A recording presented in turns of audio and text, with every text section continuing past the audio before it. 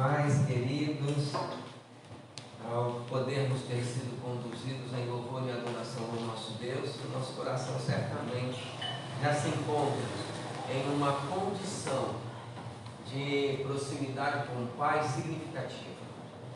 Isso nos dá uma noção do quanto é importante termos intimidade com Deus, criarmos a cada dia.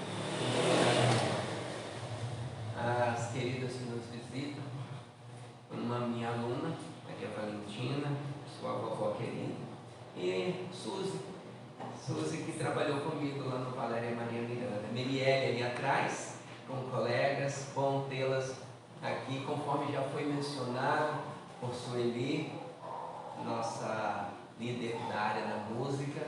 Então, estamos muito felizes com todos que aqui se encontram para juntos adorarmos ao nosso Deus. Quero fazer a leitura de um texto com os amados. Está em 1 Samuel, capítulo 14. 1 Samuel, capítulo 14, versículos de 1 a 14. 1 Samuel, capítulo 14, versículos de 1 a 14.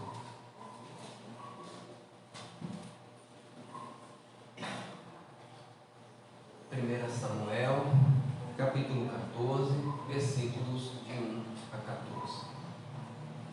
Eu estarei lendo e os amados acompanhem a leitura do texto. Sucedeu, pois, que um dia disse Jonatas, filho de Saul, ao moço que lhe levava as armas, seu escudeiro: vem, passemos a guarnição dos filisteus, que está lá naquela banda. Porém não o fez saber a seu pai, não contou para Saul. E estava Saul na extremidade de Gibeá, debaixo da romeira que estava em Migron. E o povo que havia com ele eram uns 600 homens. E Aías, filho de Aitube, irmão de Icabote, filho de Finéias, filho de Eli, sacerdote do Senhor em Siló, trazia o éfode. Porém o povo não sabia que Jonatas tinha ido com o seu escudeiro. E nas passagens pelas quais Jonatas procurava passar a guarnição dos filisteus, dessa banda havia uma penha aguda, e da outra banda uma penha aguda, e era o nome de uma Bozés e o nome da outra Sené. Uma penha para o norte estava de frente a Micmas, e a outra para o sul, de frente a Gibeá. Disse, pois, Jonatas ao moço que lhe levava as armas: vem, passemos a guarnição desses incircuncisos. Porventura operará o Senhor por nós? Porque para com o Senhor nenhum impedimento há de livrar, com muitos ou com poucos. Então o seu pajem, seu escudeiro de armas, disse: faze tudo o que tens no coração. Volta, eis-me aqui contigo, conforme o teu coração. Disse, pois, Jonatas: eis que passaremos aqueles homens e nos descobriremos a eles, nos mostraremos a eles. Se nos disserem assim: parai até que cheguemos a vós, então ficaremos no nosso lugar e não subiremos a eles. Porém, dizendo assim: subi a nós, então subiremos, pois o Senhor os tem entregado na nossa mão, e isso nos será por sinal. Descobrindo-se ambos eles, pois a guarnição dos filisteus, disseram os filisteus: eis que já os hebreus saíram das cavernas em que se tinham escondido. E os homens da guarnição responderam a Jonatas e ao seu pajem de armas, e disseram: subi a nós, e nós vos ensinaremos. E disse Jonatas ao seu pajem de armas: sobe atrás de mim, porque o Senhor os tem entregado na mão de Israel. Então subiu Jonatas com os pés e com as mãos, e o seu pajem de armas atrás dele.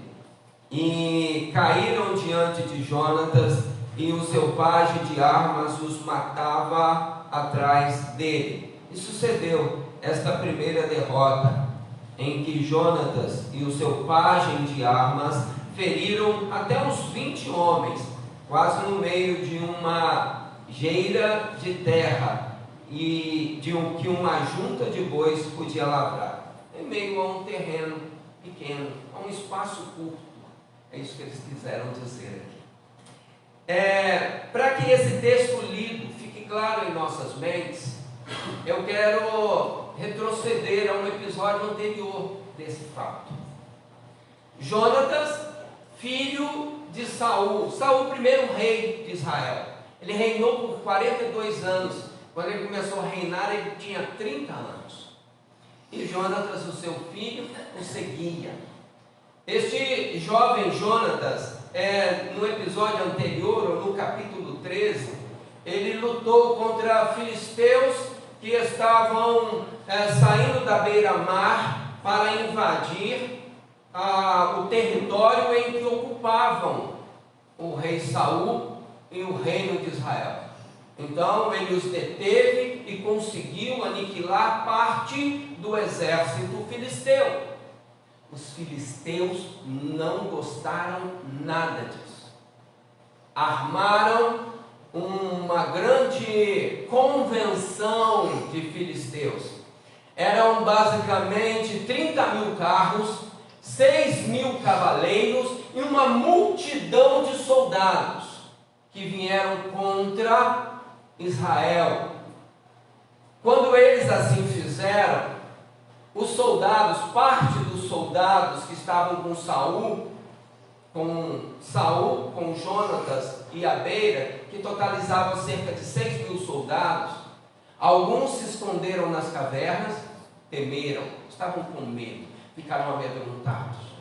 Alguns se esconderam nas cavernas, outros fugiram, outros passaram para o lado de lá.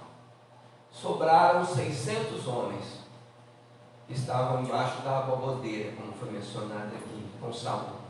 Os outros todos fugiram, conforme mencionado.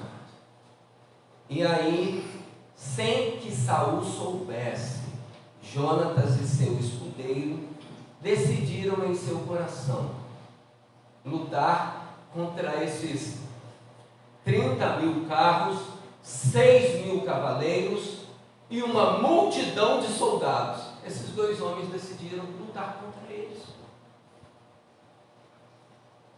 Parando para analisar racionalmente, percebemos grandes impossibilidades, incoerente, não tem lógica.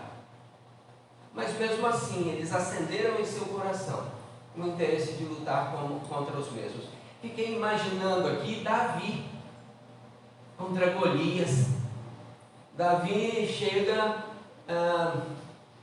e o rei Saul, episódios posteriores a esse, lá no capítulo 17, aqui, capítulo 14 e 13, lá no capítulo 17 esse episódio ocorre. Davi chega para entregar comida para os seus irmãos, 5 irmãos que estavam ali em batalha, os outros estavam em casa, mas esses 5 ali estavam. E ele viu que o gigante Golias, que alguns dizem ser descendente de Ofra, aquela nora de Noemi que a deixou, ao contrário de Ruth. Então aqui esse gigante amedrontador estava desafiando o povo.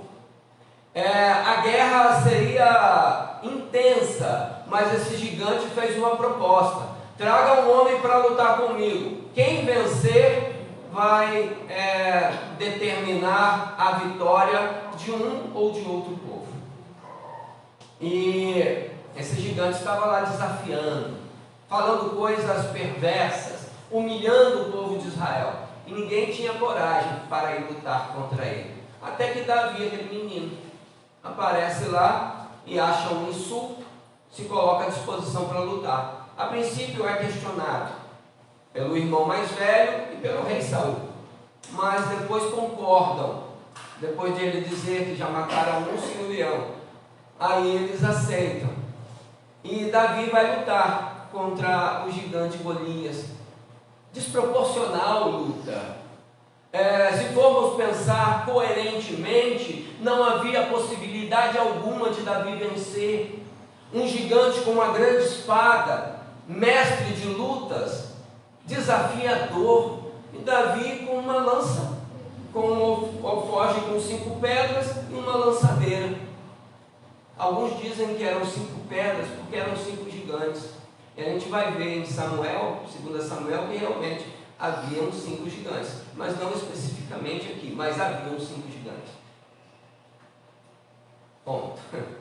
E aí vai Davi, e o gigante diz para ele: eu sou porventura um cão que você possa vir com essa sua lançadeirazinha para lutar contra mim? Que pensas de mim? Eu vou te trucidar, eu vou te destruir. E Davi disse para ele: eu não vou a ti me baseando na potência dessas pedras, eu vou a ti me baseando na potência do Deus que é comigo, e eu te vencerei. Ele lançou uma pedra, acertou na testa do gigante, e o gigante caiu.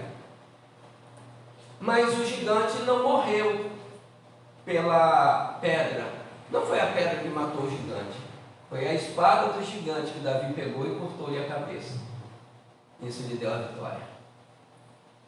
Aqui não é diferente. Jonatas estava com seu escudeiro para lutar contra esse mundaréu de gente, de soldados experientes e que eram cruéis. Só eles dois. Imagine que coisa incoerente. Às vezes nos sentimos assim, não é mesmo? Diante das circunstâncias difíceis da vida. Quantos gigantes amedrontadores se colocam diante de nós, tentando frustrar nossos sonhos, querendo impedir nossa trajetória. E sonhar é tão bom. Eu gosto de dizer que sonhar é o combustível que nos faz ir adiante, mesmo quando tudo parece desabar, mesmo quando tudo parece perdido, mesmo quando as impossibilidades beiram a nossa consciência como nuvens obscuras, tentando nos impedir de continuar. E aí os gigantes se apresentam, tentando nos desestimular a continuar. Mas os sonhos são combustíveis que nos faz vencer tudo isso, ter resiliência para enfrentar dificuldades e percebermos que não estamos sós. Eu gosto de fazer menção daquele filme A Cabana. Eu cito o tempo todo em que Jesus diz: você não tem que fazer isso sozinho. E Deus diz para nós: você não tem que fazer isso sozinho. É difícil, eu sei, mas você não precisa fazer isso sozinho, eu sou contigo. Davi teve essa consciência, por isso ele lutou intrepidamente contra o gigante Golias e venceu. E aqui Jonatas também foi a batalha contra aquele mundaréu de gente. Ele, o soldado, é interessante pensar que o escudeiro dele também manifestou uma fé imensurável, incomparável, inquestionável. Como assim? Ele poderia ter relutado. Como assim, Jonatas? São 30 mil cavalos, 30 mil carros, 6 mil cavaleiros e mais um mundaréu de soldados. Como vamos contra eles? Ele poderia ter relutado, mas não relutou. Em outras traduções é dito aquilo que foi dito por Ananias, Azarias e Misael, Sadraque, Mesaque e Abednego, quando estavam prestes a serem jogados na fornalha de fogo. Eles decidiram em seu coração não responder ao edito do rei. O rei havia dito que se porventura, rei Nabucodonosor havia dito que se porventura eles não se dobrassem à sua estátua que foi levantada no pátio, eles seriam jogados na fornalha. Quem passasse, quando a orquestra tocasse e não se virasse para esta estátua, seria jogado na fornalha de fogo ardente. Esses três entenderam que se virar para a estátua implicaria em virar as costas para Deus. Eles não quiseram fazer isso. E eles foram colocados, eles foram vistos não se dobrando a estátua, entregues ao rei, e o rei havia de se cumprir o edito, o que foi tratado. E o rei falou: ainda há tempo de se arrepender. Se tocar novamente vocês se dobram. Eles dizem: escuta aqui, ó rei Nabucodonosor, se o Deus que é conosco quiser, Ele nos livra dessa fornalha. Senão, a gente morre dentro dela, tranquilamente. Independente do resultado, não vamos virar as costas para Deus. E aqui, em umas traduções, nessa narrativa que eu li para os amados, Jonatas, ele faz menção parecida com a que fez Ananias, Azarias e Misael. Se Deus quiser, Ele nos fará vencer. Se não, continuo eu acreditando, mantendo a credibilidade. E aí eu fico pensando que em meio às impossibilidades de se Deus vai ou não realizar, ou vai ou não me fazer ter a vitória imediata, eu continuo acreditando no caráter de Deus. Eu continuo acreditando que Deus é comigo, independente se o resultado for aquele que eu esperava ou não. E aqui, Jonatas e o seu escudeiro pensaram assim. E eles foram adiante e entenderam que deviam cravar as possibilidades. E aí disseram: se porventura aquele povo nos disser para parar, entendemos que não é para enfrentá-los. Mas se eles disserem que é para a gente subir, Deus nos dará a vitória. É sinal de que Deus nos dará a vitória. E eles foram para diante deste povo. E quando lá chegaram, os homens que ali estavam, como Golias, descredibilizaram eles. Estão saindo eles dos buracos em que se encontravam. Eles fugiram quando nós chegamos e se esconderam nas cavernas. E agora estão saindo das cavernas. Pobre destino desses homens, nós os aniquilaremos. É isso que o gigante amedrontador geralmente faz. É isso que o desafio que se coloca diante de nós para nos impedir a alcançar aquilo que pretendemos faz. Tenta nos amedrontar, nos dominar pelo medo. E aí frustramos, abortamos nossos sonhos. E aí desistimos daquilo que tanto pretendíamos, porque fomos amedrontados. Mas não foi o que aconteceu aqui. Ele não cedeu ao medo. Eles não cederam ao medo. Eles olharam de forma absoluta, tendo como poção de coragem o fato de que Deus estava com eles. E eles foram adiante. O texto diz que eles, de forma escarnecedora, os filisteus, de forma escarnecedora, dissessem: subam a nós, venham até nós, que nós vamos trucidar vocês. E aí eles entenderam que esse era o sinal que o Senhor estava dando. Assim como foi com Elias, uma nuvenzinha pequenininha do tamanho da mão de um homem, que era o sinal que a chuva do Senhor iria descer. E aqui não foi diferente. O sinal foi que eles chamaram, e eles intrepidamente subiram. E quando subiram, o texto aqui diz que Jonatas ia derrubando, e o seu escudeiro vinha atrás aniquilando. E eles mataram cerca de 20 homens ali naquele pequeno espaço. E fato é que os desdobramentos dos próximos capítulos desse texto diz, ou nos reiteram, que os homens começaram a lutar entre si, os filisteus enlouqueceram. Era uma multidão e começaram a lutar, assim como foi com o rei Josafá. Josafá não precisou batalhar. Deus fez com que aqueles 3 povos lutassem entre si, e aqui não foi diferente. Estavam lutando entre si. Saul se deu conta do que estava acontecendo e foi até lá para ver o que estava, não pediu para contar. E aí contaram e perceberam que Jonathan e seu escudeiro não estavam entre aqueles 600 que ali estavam. E aí foram ver o que estava acontecendo. E quando foram ver o que estava acontecendo, viram que os filisteus estavam se degradando uns com os outros. E aí entenderam a oportunidade de vencer aquele povo, aquele enorme povo que estava contra eles. E eles tiveram êxito, tiveram a vitória. O que nós podemos extrair de aplicação para as nossas vidas, das que já foram citadas, podemos extrair que nós podemos confiar no Senhor. Independente do tamanho dos desafios que se colocam diante de nós, nós precisamos dar credibilidade ao nosso Deus. Mostrar para Ele que nós confiamos nele, independente do tamanho do gigante. Não é o tamanho do gigante ou do desafio que deve ser percebido, e sim o tamanho do nosso Deus. É nessa lógica, é nessa ótica que nós encheremos o nosso coração de fé para alcançarmos aquilo que o Senhor tem preparado para nós. Muitos dos nossos sonhos são abortados, são deixados de lado, são postos na memória ou nos neurônios do esquecimento, justamente porque tememos os obstáculos que estão diante de nós. Quando nós confiamos no Senhor, não tem tamanho de gigante, não tem tamanho de desafio que pode nos fazer cessar.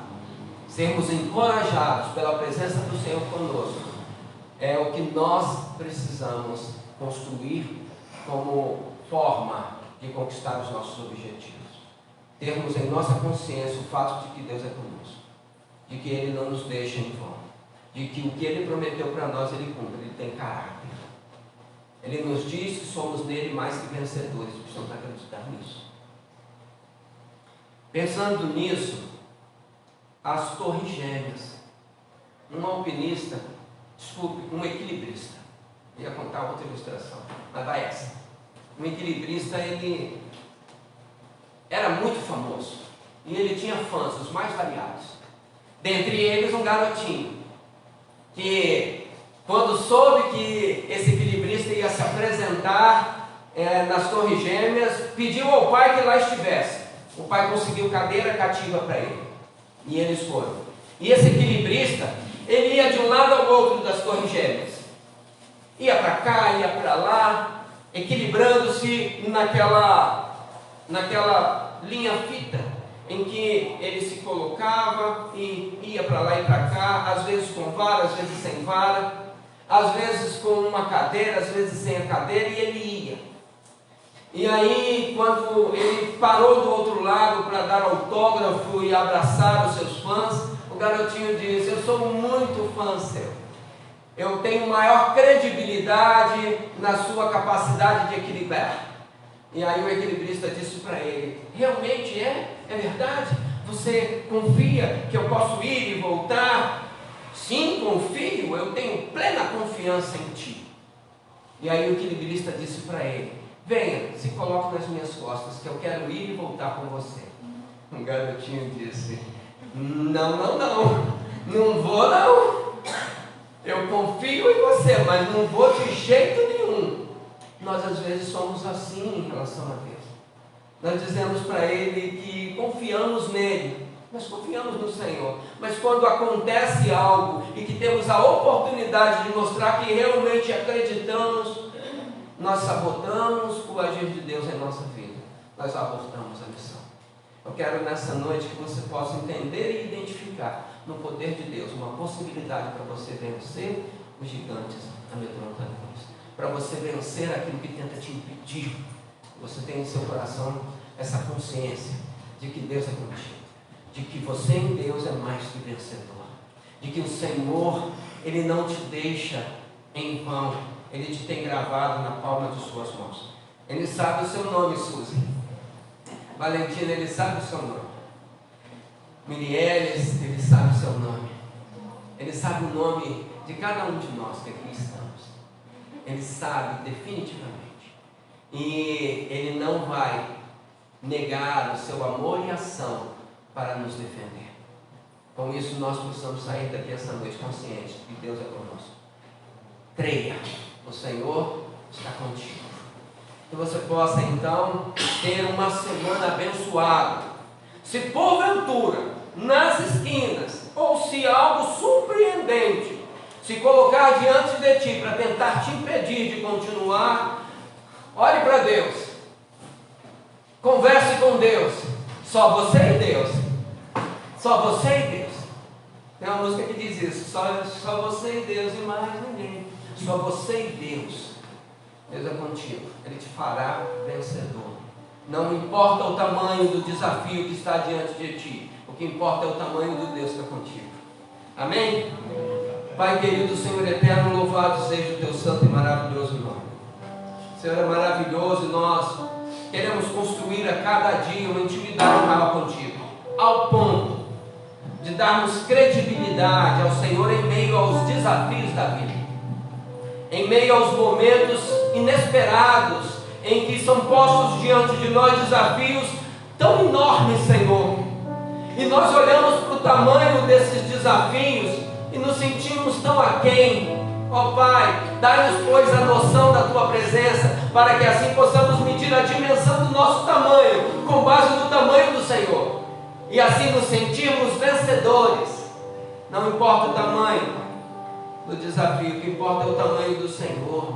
Essa deve ser a determinação em nossa consciência, a fé que se estabelece dentro de nós. É isso que nós queremos. Queremos uma fé nessa dimensão, Senhor. Ó Deus, que Tu possa ser com cada um de nós, e cada um de nós possa, em meio aos difíceis desafios, sermos vencedores, confiados no Teu poder, porque contigo somos mais que vencedores. Que essa seja a credibilidade estabelecida em nossa consciência e que determine nossas atitudes. Assim eu oro agradecido em nome de Jesus. Amém.